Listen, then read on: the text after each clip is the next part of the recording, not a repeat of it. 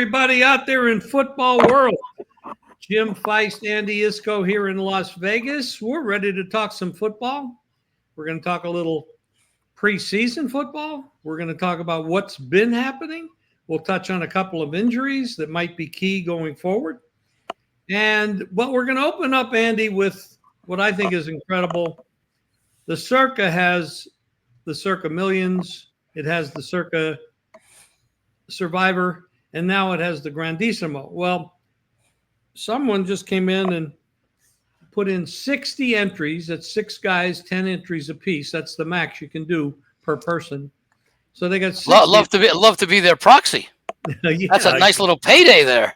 You're damn right. A lot of work to fill out 60 entry forms, but that's only the first week. You could be down to 30 of them after week 1. Oh, you could be down to nothing. Sometimes. So they got 60. That's 10. There's 6 guys in the group.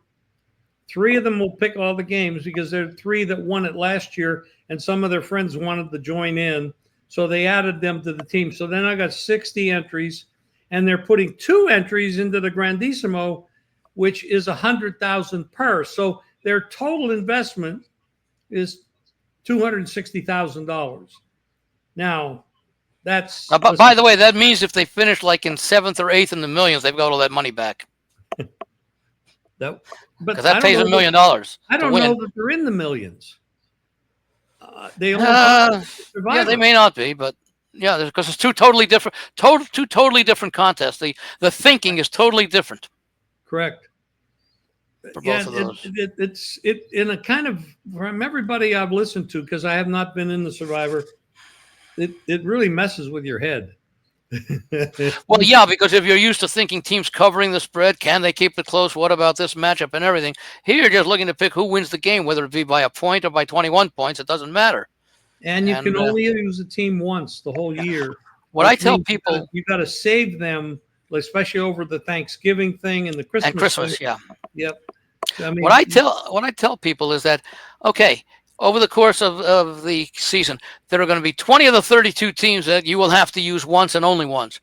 At the same time, that means there are 12 teams that you don't have to worry about because you can only use 20, and there will be 12 teams, and maybe you wanted to find those 12 teams as well. And what I tell people and what I do myself is at this point of the year, and I'll give in a plug for the Westgate because they do this very nicely. They put out bettable lines for all 18 weeks of the NFL season. Right now, they put them out usually mid to late July, and they put out a nice sheet with 18 sides of paper, nice 11, 8.5 by 14-inch paper, so you can mark them down. They've got actual lines that you can bet today, side and total. So, for example, I'll use an example from the old days, not that long ago, but let's say that Pittsburgh is hosting Baltimore in Week 11, and they're laying 3.5. Well, if you want to go in there and take the 3 right now with the underdog, because that's been a very popular number in that series between the Steelers and Ravens over the years, you can actually go in there and bet. Now, I don't know what the limits are. Obviously, they're nothing close to what they will be on the week of the game, and the line may very well have changed. And because of the series history, that 3.5 may very well come down to a half if indeed Baltimore is a 3.5-point home favorite, especially with Aaron Rodgers now quarterbacking the Steelers, who's the best quarterback they will have had since Big Ben retired a number of years ago. But what I do myself and what I recommend to others is you go down the 18 weeks of the schedule and maybe you circle 3 to 5 teams that, I might like to be on this team this week. This is a good matchup for them. But you also circle 3 to 5 of the teams you'd like to play against, because whereas there's a limit, you can only play a team once. There's no limit on the number of times you can play against the team. And I think that's a strategy that a lot of people look at as well. Very interesting point. Yeah, very. And when you're making a bet this far in advance on a specific team, I mean, it's the same thing with betting over and under on win totals. Yeah, but the injuries come into play. I mean, you have, and we can talk about that. We've had some offensive linemen get hurt already. Well, by the way, I talk about that, and I'll just give this. I'm going to throw this out because this is a philosophical point that people can decide to do with what they want. Of course, I publish a newsletter, and it's one of the things I do each year is I give over/under recommendations for all 32 teams in the NFL as to will they exceed or fall short of their number, and I rate them 3 ways: recommended plays, which is the strongest, a strong opinion, and a weak opinion. Okay. And often the difference between a strong opinion and a weak opinion is often the VIG. You know, I'd like to play over 8.5 on such a team, but I don't want to lay 190 to do it. So I'll make it a weak opinion. And I usually say a weak opinion is like a quarter unit, a strong opinion is like a half unit, and a recommendation is a full unit. The dilemma that I'm going to talk about here is exactly what you're talking about, because I used to like to try and get these things out by the middle of August. Problem was you're still playing preseason games in the middle of August back then. And so you might be throwing something out, and all of a sudden the starting quarterback of a team that you love to go over gets injured in the third preseason game. So what I've done the last couple of years and this year as well, is I make my initial leans during the early part of preseason, over the summer, etc., but I don't rate them yet until the preseason is over. And it makes more sense this year, or the last couple of years, is when they cut down from 4 preseason games to 3 preseason games. You now have that extra week to 10 days off between the last preseason game, which this year is Saturday, August 23rd, or the last set of games, and September 4th, which is the opening game between Kansas City and Dallas. And so what I can do at that point, there can still be injuries in training camp between the end of the preseason schedule and the start of the regular schedule. But for the most part, any of the injuries that are going to take place, serious injuries in game situations, will have already taken place because they're not going to play any more preseason games. So what you are doing is you may find in July, oh, this team is really poorly numbered. I think you mentioned we exchanged text this morning about the Vikings. Okay. I think they were at 8.5, and maybe they're up to 9. I thought they should have been 9.5. But let's say they're at 8.5 back in July, and you took a look at them and you say, wait a minute, look at all the positive things, the roster, O'Connell, the coach, what he did with Sam Darnold last year, and now he's got J.J. McCarthy, blah, blah, blah, blah, blah. I'm going to go play the 8.5. I'm going to play the over 8.5, which is great. You may very well have the best number, okay?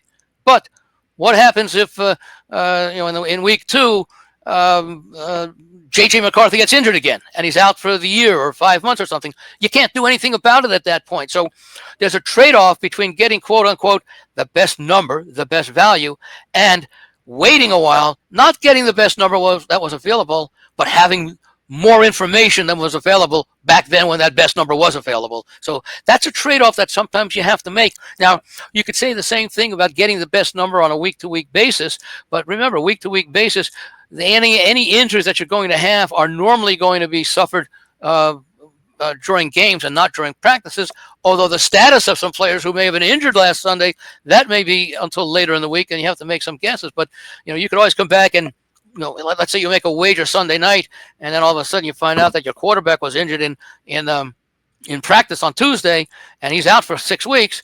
Well, you can always come back and take the other side and just cost yourself the VIG. Maybe a little bit of a half point if you want to, but you're probably sharp enough to be able to get if you laid 6, you could probably get +6, or vice versa. With season win totals, once you've made that play, you really cannot hedge it unless there is a significant move before the season starts. So that's the difference between getting the best number on a week-to-week basis and getting the best number for a season win proposition, because of the fact that there's more information, and that more information may not give you the best number, but it gives you a more informed wager. If somebody's going to make advanced plays, I strongly suggest, first of all, quarterbacks are very important, but there are other important positions. There are key defensive players. There are key defensive linemen. Offensive linemen. Offensive linemen. And we've already... Philadelphia and the Chargers are dealing with that right now. And I believe Tampa Bay with Warriors is also dealing with it. These are key. And those are contenders. All of them are. Yeah. All of them are.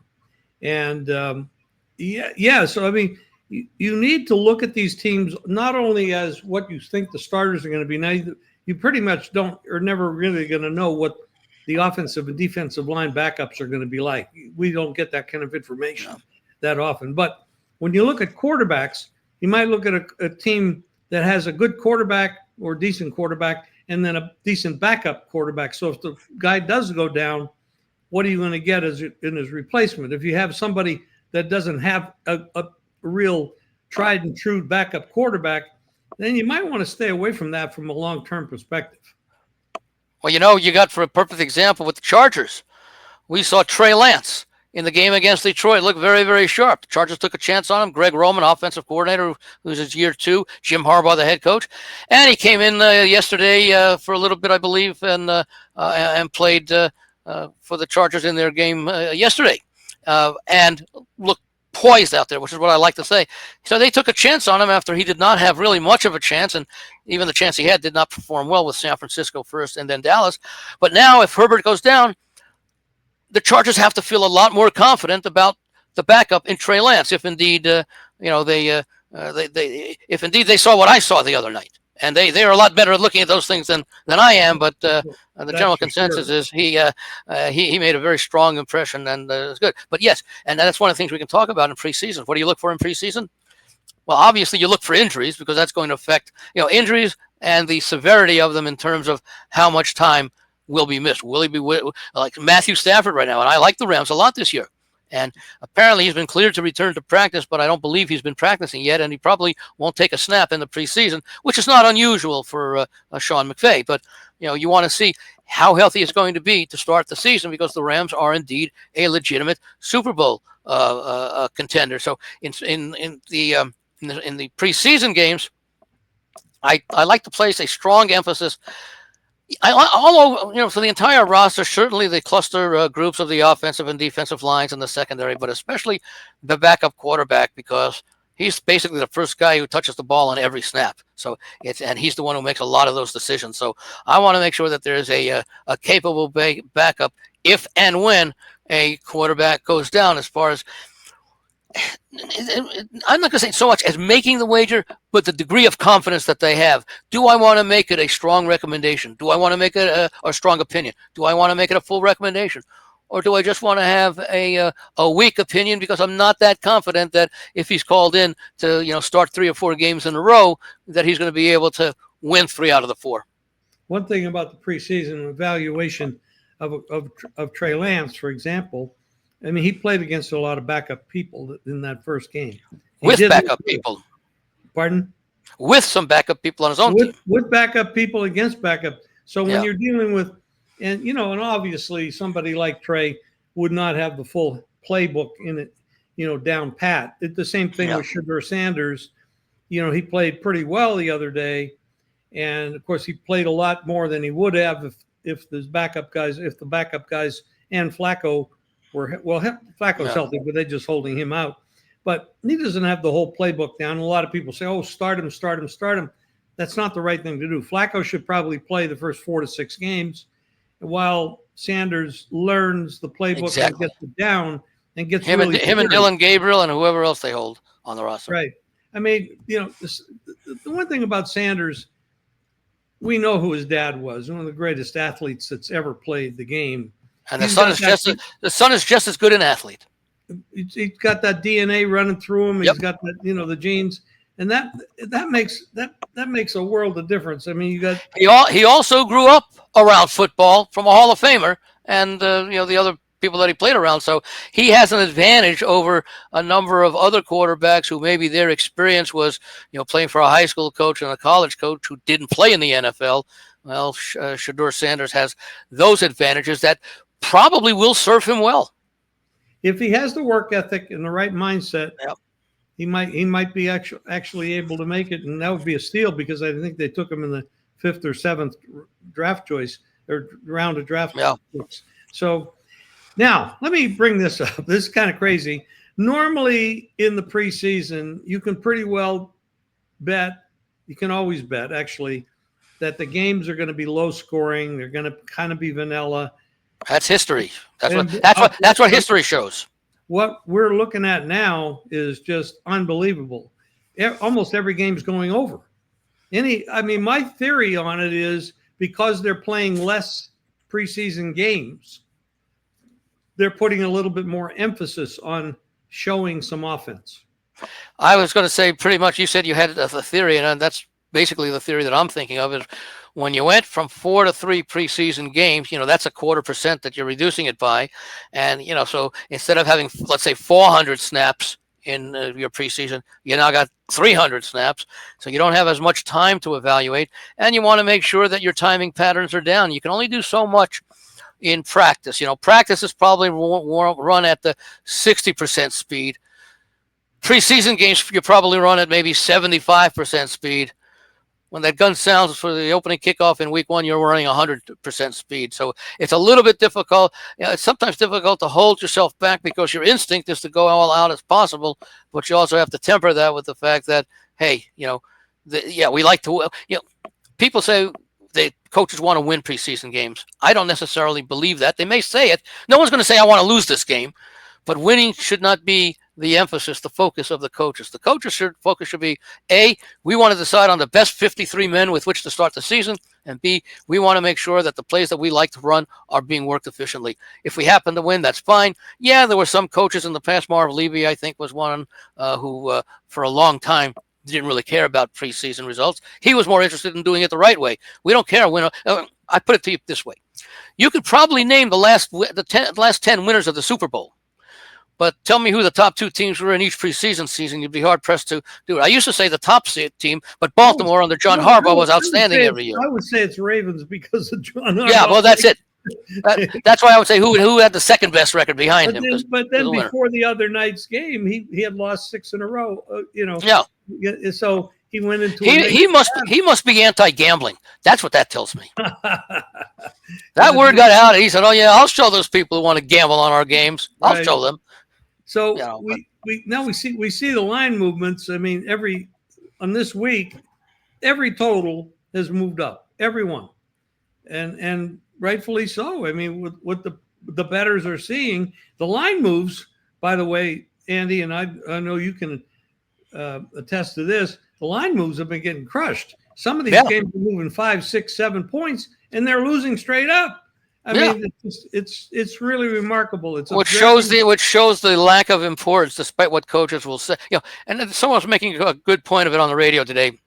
Years ago, bad teams that were struggling at the gate, in attendance, would want to generate some enthusiasm, so they would try to win the games and talk things up. Now, the money, you don't get necessarily all that much money from your gate revenue as you do from the big TV contracts, the Fox and the CBS, etc., the ESPNs. Winning is not, it's really never been important, but it's less important today because of the fact, well, especially now that you have less practice time or less preseason time. So I'm one who has not bet preseason football in many years. I understand why a lot of people like to. They've been waiting since February to make a bet. But you know what?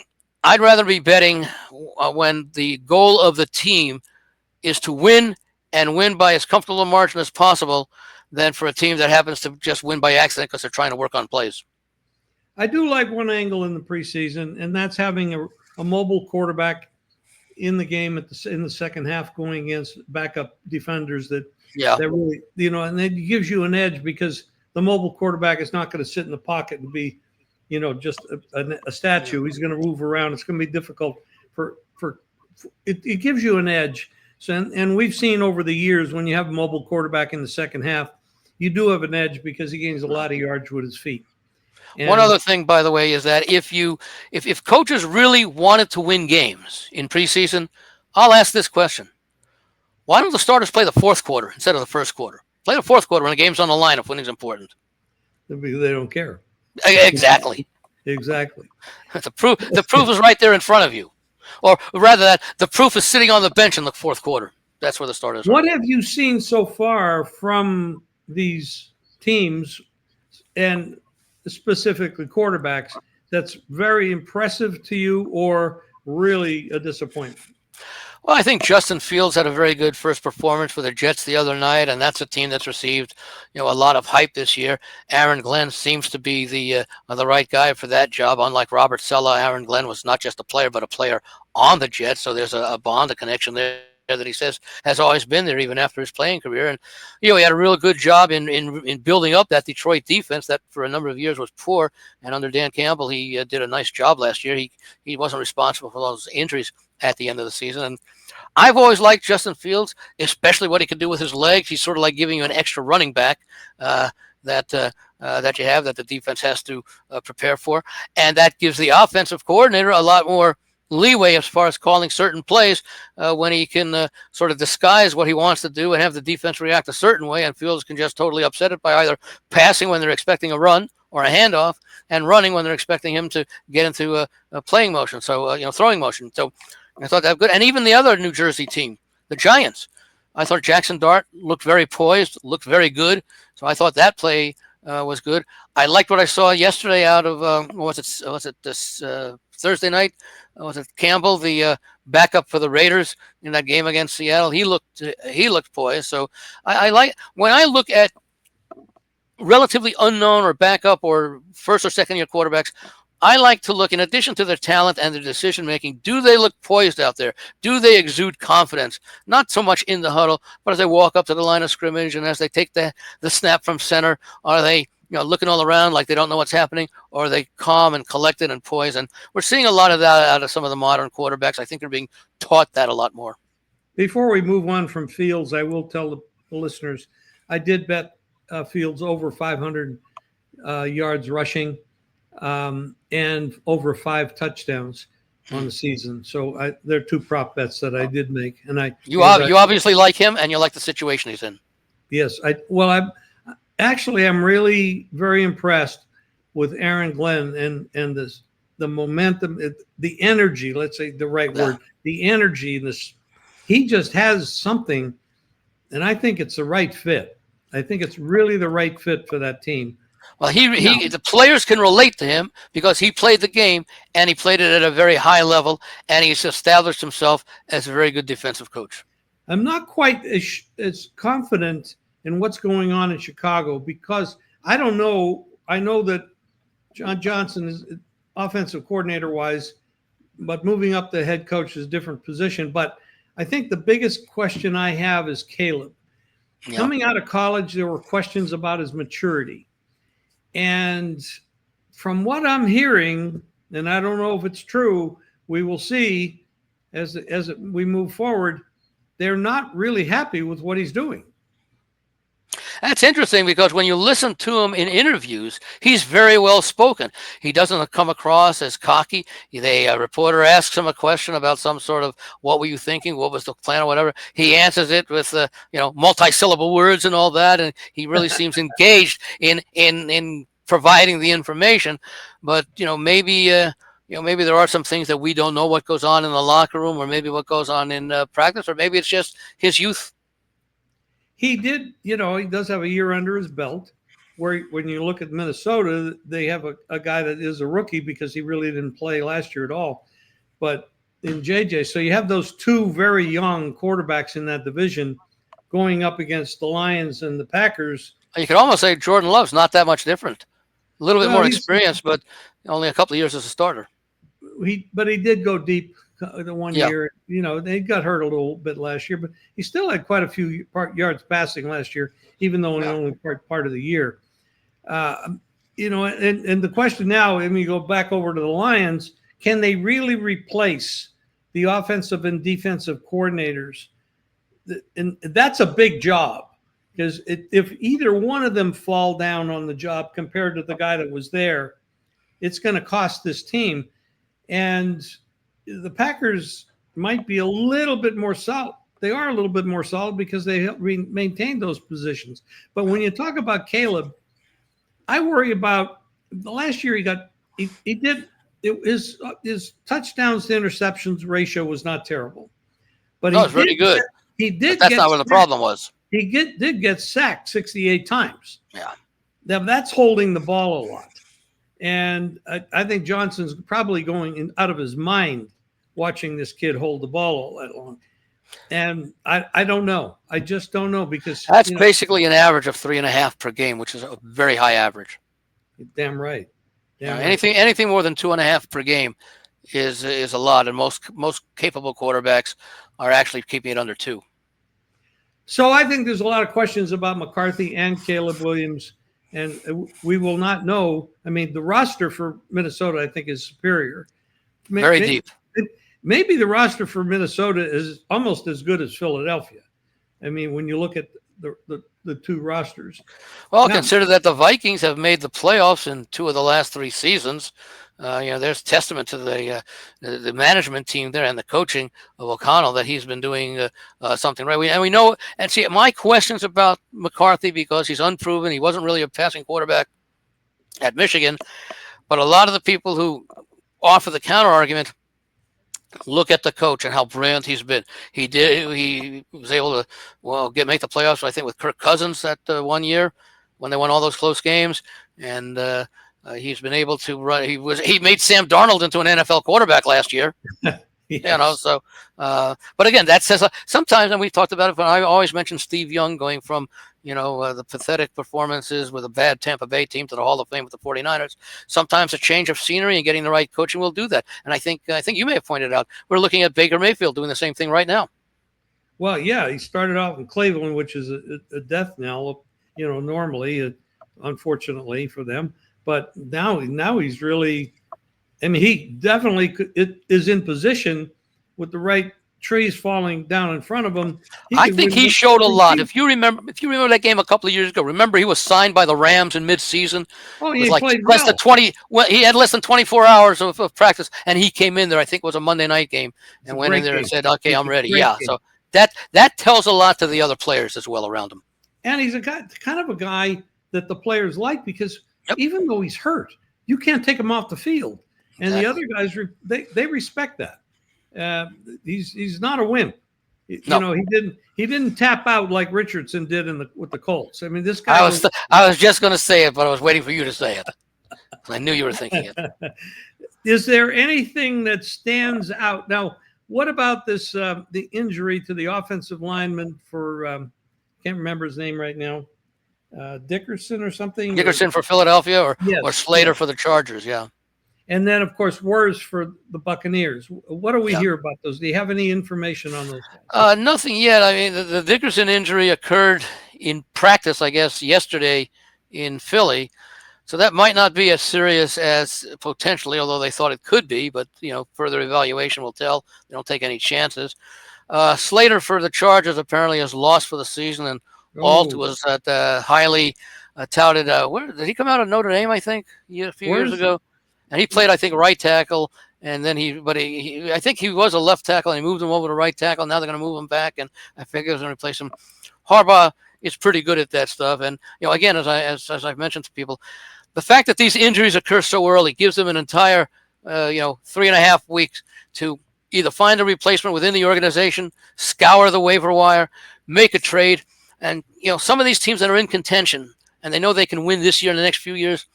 I would always suggest something along the lines of, find the teams that are not expected to be in contention, who if they're being realistic, they know that they just can't compete in certain divisions.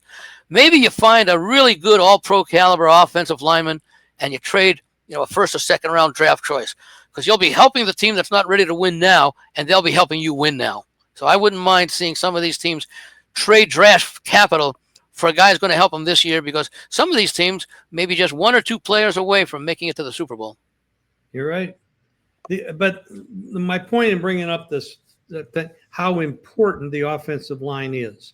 I don't care how good your quarterback is. If you can't protect him and you can't open holes for the runners, your whole game plan changes dramatically.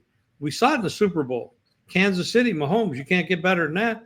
Their offensive line was pathetic. And a couple of years ago, their offensive line was pathetic when they played Brady and the Tampa Bay Bucks, and they got drilled in that game as well. Mm-hmm. You just can't win without a solid offensive line to protect the quarterback, give him time to get open the holes, and open up holes for the running backs. It just doesn't work. It's a key.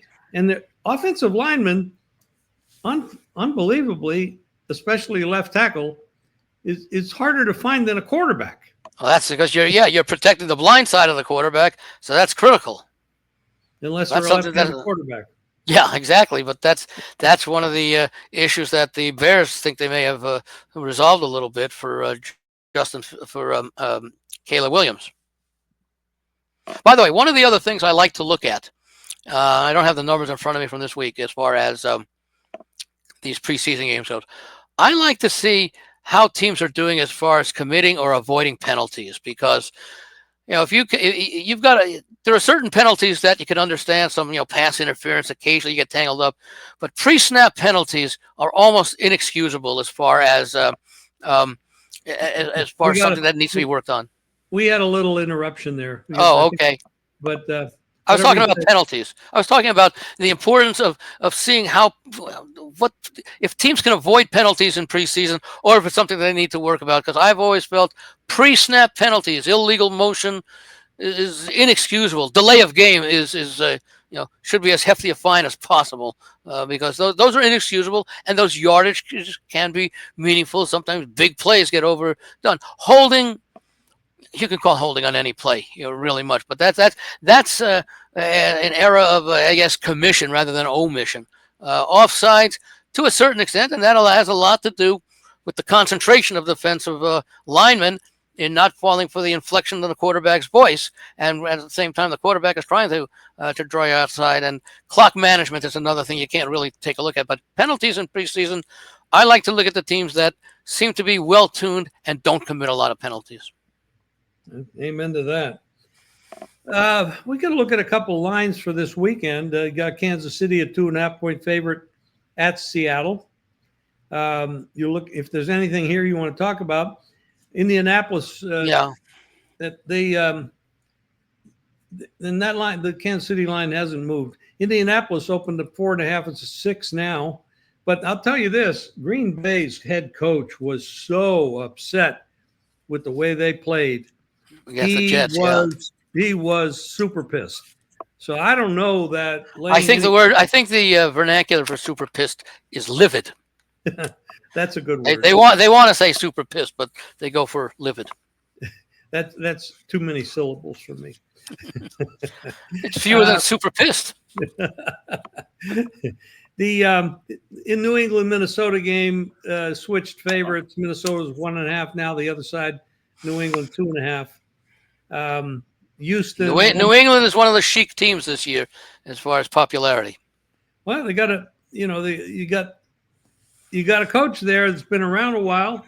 Yeah. He's got a lot of experience. Came out pretty good. Could be dangerous, especially if he wants to establish a winning culture, which is the type of guy that's something you do see sometimes in preseason. Yeah. They want to establish that winning culture. And going to the next game, Houston 1.5 up to 3 over Carolina. Carolina's defense does not look good, Andy. No. I thought Carolina did play well towards the end of the season last year, but that's a long time ago now, and they had nothing on the line other than maybe salary incentives and securing roster spots for this year. But with a lot of these games, until we know for if the starter will play, what the quarterback rotation will be, if he plays, how long will he play, then I think we start seeing the line move. And right now it's just speculation. I think usually around Wednesday, the coaches start announcing their intentions. Last week, when everybody, the sharp guys thought that they had some information, they were moving the numbers 5-7 points. Yeah. And they almost all but one, I think, lost. And it was a bloodbath for these people, the sharps that thought they had the great information. Well, again, that I think has to go with the fact that they're betting on who's going to win or cover the game, and the coaches are game planning or saying, we're not going to game plan for this specific opponent. We're going to game plan for the things that we need to work on, both on offense and defense. And winning often is by accident as opposed by intention. And yet, when you're handicapping and make a bet, you're almost handicapping it like you would very often in a regular season game, where both teams 100% are trying to win. Right, absolutely. Now, here's Philadelphia, 1.5 up to 3, but now they lost the line, the offensive lineman, but it is preseason. They're going to get up against Cleveland. I don't know what the quarterback rotation situation is. And I would look at Cleveland for the very reason you're about to say. There's a quarterback competition in Cleveland. There are jobs to be won. You're talking about nice, secured salaries at stake. They can't keep all the quarterbacks they have. Philadelphia is just looking to get through the preseason healthy. They know what they have. They know what the backups can do. Cleveland, they don't know who's going to be the starter. What will Dylan Gabriel show now that Shedeur Sanders looks good? Flacco is going to be the starter. Right. I'm 99% with the information. Who's going to be the number one backup, though? Well, it's definitely going to be Shagur. It's right now it is. Yeah. Well, yes. I mean, his odds from the odds were 3,500, 35 to 1 that he would be the starter before last week's game. What's it now? 10 to 15? Then it went down to 15. Yeah. Now the other guy's name, I can't remember the other guy's name. That was Dylan Gabriel, the rookie. He actually got hurt. That's why he didn't play at all. So I'm not sure what this rotation this week is, but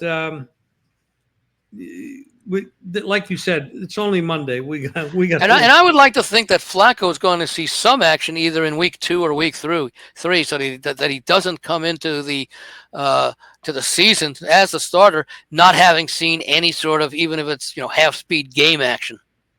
Unless there's an injury there, I would think that they want him to get the feel of being out there and having guys actually coming in to try and rip his head off, which you don't have in practice. He's done this so long. I'm not sure that they'll put him out there. I really don't know. I personally doubt they'll put him out there. You may be right, because I do like the coach. Miami 2.5 up to 4.5 over Detroit. This is a big question mark with Detroit. I mean, they ended up in a tie last week when the one. Well, that was the situation with the guy got hurt. That was a suspended game, 17-10 with Atlanta. Game. Right. But Miami is. I don't have any positive feel for Miami this year. I think they have an ownership problem. I think they have a head coach problem. I think they got players on the team that just don't fit.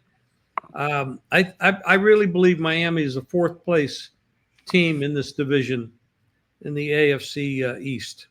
You got Vegas. I think right now they have a roster, especially with the some of the key players that they have. I think the Miami roster overall may be better than the New England roster, which is catching up because of what Vrabel and the front office are doing.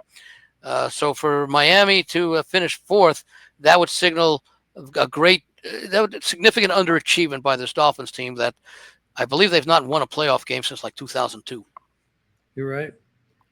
Miami, that's Miami. We go to Vegas, 3.5 up to 5.5. They fought themselves back into a tie last week. San Francisco, they don't care. They really don't care about preseason games at all. And Pete Carroll, this is their first home game with his new team. This might be. By the way, there's a total not off the wall comment, but totally a comment that you wonder. The New England Patriots in their preseason game, before the preseason, they unveiled a statue of Tom Brady outside the stadium. Yes, they all did. Well and good. Now, Brady's part owner of the Raiders. Why wouldn't they wait for a regular season game when Tom Brady's going to be back in there, and he might even be booed as a member, but I think he'd get a positive result. Why bestow an honor on one of the greatest quarterbacks of all time in a meaningless preseason game, as opposed to a game against a team that he used to play for, and now that he's a part owner of the other team? Are they actually going to play a game in New England this year? New England, yeah, that's the opening game of the season. Okay, there you go. Week 1. That would be, logically, you're right. That would have been more logical to do. Baseball's Rob Manfred must have made that decision. Now be nice, be kind. That was nice. Just remember, if there were no Rob Manfred, there might not be no ghost runner on second. Well, that's true, and the bases wouldn't be larger. Yeah, to increase stolen bases. Right. The Jets open 1.5. They're now a 3-point dog to the Giants. This, of course, basically an inner city rivalry. Yeah, I think that may be because first of all, the Giants have nice depth at quarterback with Jameis Winston. And Russell Wilson, and of course Jackson Dart, who I wonder if there's a proposition that'll be put up in some sports book. Will Jackson Dart be starting for the Giants before game 9 before game 10 of the season? Well, I mean, Russell Wilson is the starter, but Jackson Dart, Dable is in love with him. Really? Yeah. Really. And he played. Where did he play? Ole Miss, Lane Kiffin. Okay, right. Okay. The Chargers, 2.5 playing at the Rams. Of course, that's a city rivalry. They're up to 4, though. The Chargers are? Yes. Yes. I, I, that's. I guess that's a reaction, not to the injury, because we know about the injury when the line came out last night. But I wonder if that's just a reaction to the fact that the Chargers looked so good against Detroit, and then looked pretty good the other day against what was it, the Saints? I think it was. Well, Harbaugh likes to win, and we know McVay doesn't give a damn. Both Harbaughs. Yes, that's right. So that might be a legitimate, not even an information game. That may be just a trend because Harbaugh's like to win and McVay doesn't care. So that could be just that. Then Tampa Bay is the one game didn't move at all. Open 2.5. It's still 2.5 over Pittsburgh in Pittsburgh. Yeah, don't know. See how much playing time Rodgers gets. There won't be much. No. They're not going to risk these old guys getting hit. That's why I don't think Flacco shows up either. And I wouldn't risk too much of Mayfield either if I'm Tampa Bay because Pittsburgh's a hard-hitting defense. I wouldn't mess with it. The Ravens, Cowboys. You got the Colts. Not the Colts. The Baltimore Ravens 1.5. It's still 1.5 at Dallas.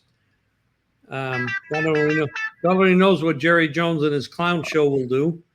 Yeah, and we don't know how much they want to risk with Prescott. I wouldn't risk them.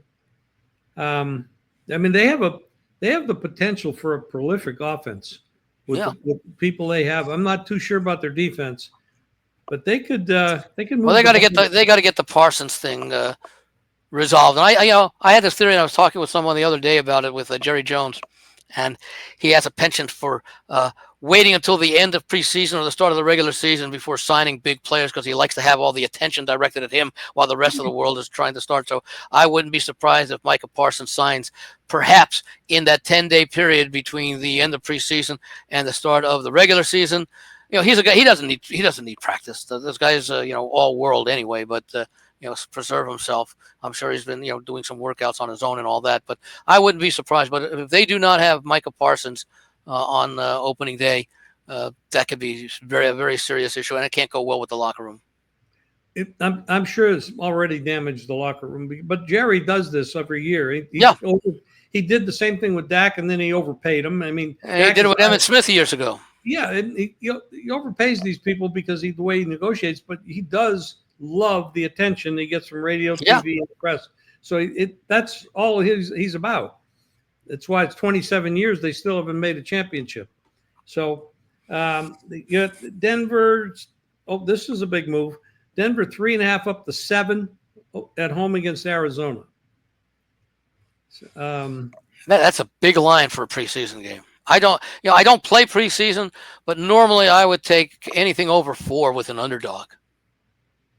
Well, they all worked last week, pretty much. Yeah, I just mean in general because winning. First of all, so many games are decided in the fourth quarter, and they're often decided by guys, especially in the first couple of weeks, with guys who aren't even going to be on the team. They won't be around. You won't know their name. Yeah, exactly. So, and the underdog, by being the underdog, often is a team that probably has more holes to fill and might be trying a little bit harder to make some of those decisions. With some teams like the Eagles, they probably know 50 of their 53-man roster right now.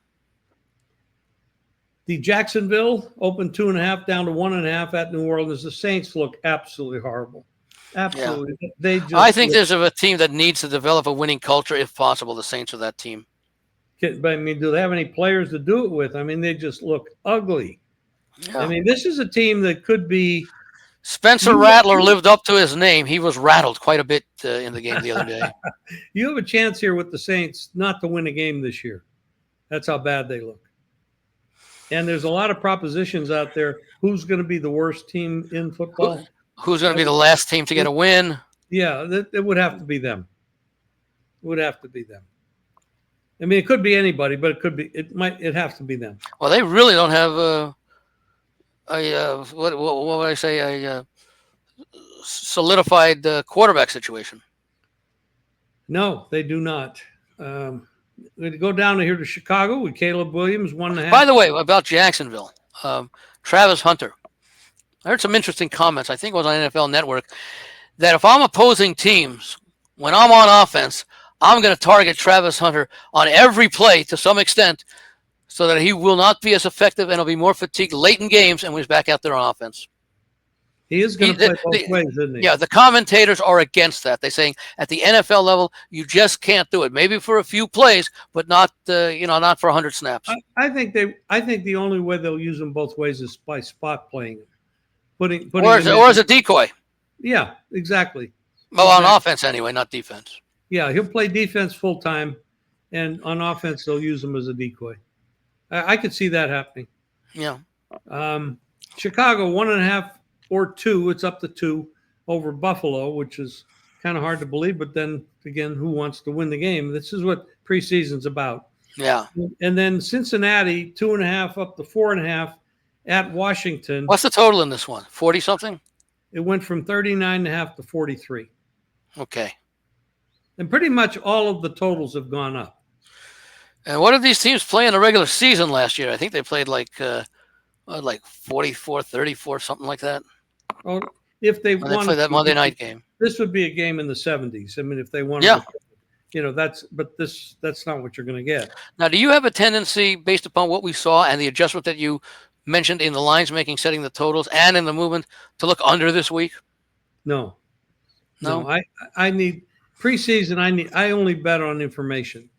I don't bet on any trends or anything in preseason. I'm just saying, it's as we've always been told that you play unders, and unders have come through in preseason games, and now we have 1 week where every game almost goes over. We're seeing the inevitable adjustment by the lines maker, and that evident adjustment is enhanced by the line movements even higher. And so I would almost think that, and I might be a little bit more conservative in week 2 also. They saw a lot of what they wanted to see in week 1 with the starters. The other thing is, Andy, is we've gone from the 4 games to 3. Yeah. And what has that done to the coach's mindset? We don't have any real history. They have to make the same amount of decisions based on a smaller sample size. Exactly. But that also works for defense too. And we also have the issue, specifically Washington. We do have the issue with the wide receiver McLaurin. Yeah, that's another big thing that I don't understand, because if they don't sign him, they have a suboptimal wide receiver group without him. They just don't. They need Deebo Samuel to stay healthy and play at the level he can play when he's healthy. But he's not in his prime anymore. No. Yes, he can give you games, and he's very talented, but this is not Deebo, prime time Deebo. This is he's going downhill, as all of these players do with age and wear and tear. So, Andy, we'll close this off. Anything you want to close it off with? No, I was just going to take a look just to see how old Deebo Samuel is, if I can get it in there in the next 30 seconds or so, because Washington, I think Washington's going to be one of those teams. I think Jaden Daniels is going to be one of those quarterbacks who does not suffer from the traditional sophomore slump. Let me see. I've got the roster here for the Commanders. Let me see what I can get about Deebo Samuel as far as his age here. Everybody on the roster. Deebo is 29. That's almost pretty much in your prime. Well, he's had injury issues. He's had injury issues too. I mean, he did have last year as well, and then he had the holdout issue last year too. Yeah. So they need to. Both Dallas and Washington need to sign these players. Yeah. Problem with Washington is they could look great on offense this week, but it won't tell us anything because it's the Cincinnati defense they're facing. Cincinnati's defense looks as bad as it did last year. Yeah.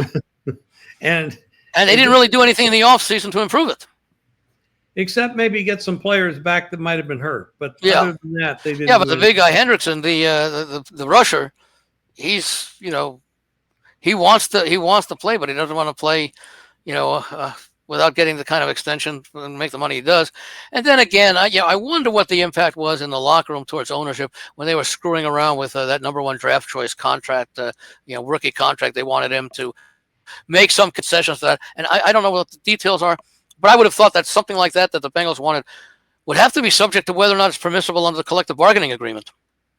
I didn't hear much about that, but they wanted him to waive certain things in case of injuries or off the field things.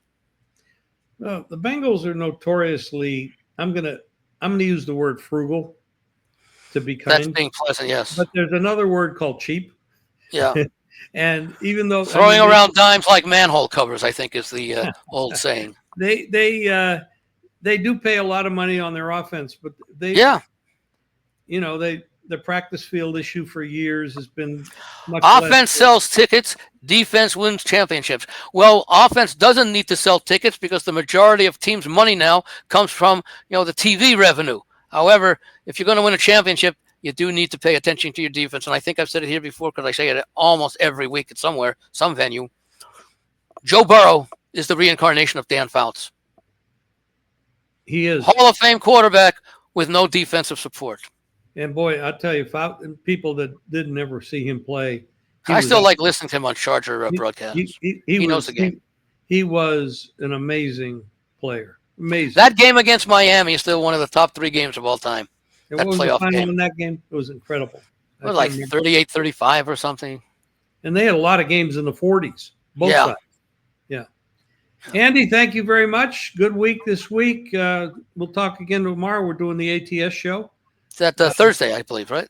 No, I think it's tomorrow. Oh, no, that's right, tomorrow, because Mark's going to be in Vegas on Thursday. We're Thursday at 10, or Tuesday at 10. Tuesday at 10, yes. And we're going to go over the AFC. Yes, I believe so. Yeah, because we made our college football playoff predictions last week. Right. Yeah. Okay. Thank you, Andy. Thank you, everybody. Been a pleasure. Send in your comments. Be sure to subscribe. Hit the subscribe button. It helps the channel. Give us a thumbs up. That helps the channel. And we'll talk to you again real soon. Thanks, Andy. Thanks, guys. Thanks, Jim.